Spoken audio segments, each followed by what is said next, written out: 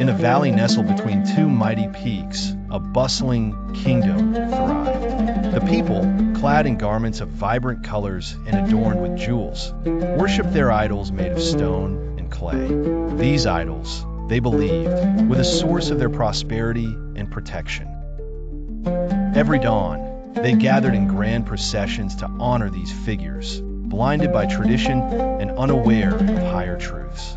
In this kingdom lived a man named Ibrahim. He was a shepherd by trade, spending his days among the gentle bleating of sheep and the whispering winds that swept the grassy hills.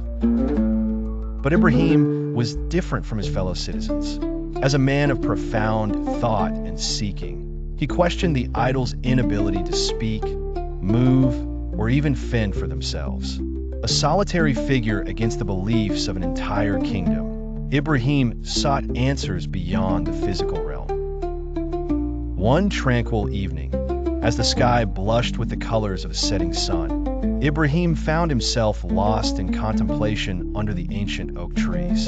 He looked up at the constellations, their twinkling lights a testament to a creator much mightier than the carved statues his people revered. His heart surged with the certainty that the universe sang a different song, one of a singular divine power. Determined to awaken his people, Ibrahim spoke out against the worship of idols, preaching instead of a monotheistic faith, belief in one God who controls all and sees all. His words, though delivered with gentle wisdom, were met with outrage. The elders of the kingdom, anxious about the possible disassembly of their societal order, deemed Ibrahim a heretic. In an act of defiance against his calls for faith reformation, the villagers decided that Ibrahim should face the harshest punishment. They decided to build a blazing inferno, a towering pillar of flames that hissed and crackled ominously against the twilight sky. The fire was built so high that it seemed to pierce the heavens, casting a fiery glow that painted the landscape in hues of flickering red and orange. As the final embers were fanned into a roaring blaze, Ibrahim was brought before his people.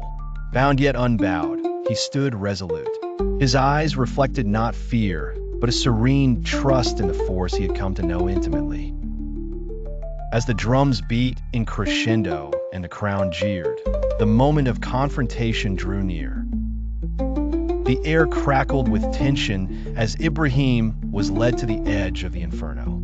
The heat was intense, a wall of scorching death waiting to consume him. Yet, faced with imminent peril, Ibrahim remained steadfast.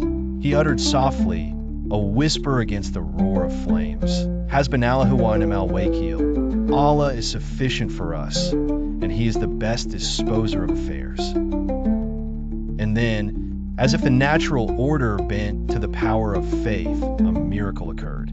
The fire, which greedily consumed all in its path, suddenly turned cold at Ibrahim's feet.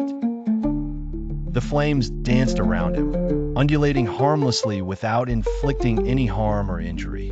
In disbelief, the crowd watched, silenced by the power of unseen forces.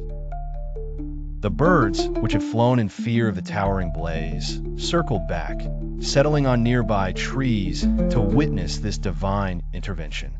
As the fire crackled harmlessly, a collective gasp echoed through the assembly, a dawning realization that something greater than fear bound the cosmos.